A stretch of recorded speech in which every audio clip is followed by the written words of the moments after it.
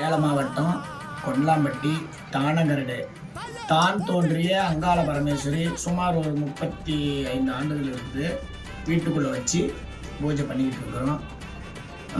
பக்தர்கள்லாம் வந்துக்கிட்டு போயிட்டு இருக்கிறாங்க. பௌர்ணமி, அமாவாசை, வெள்ளிக்கிழமை பூஜை நடக்கும்.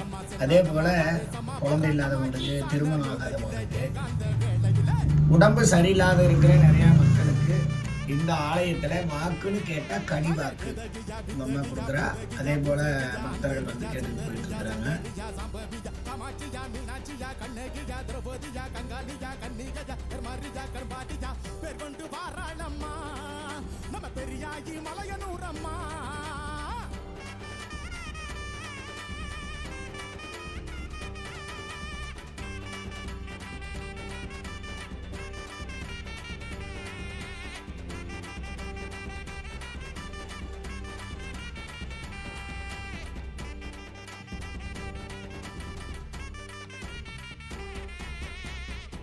சித்தாங்கமா சிங்காரமா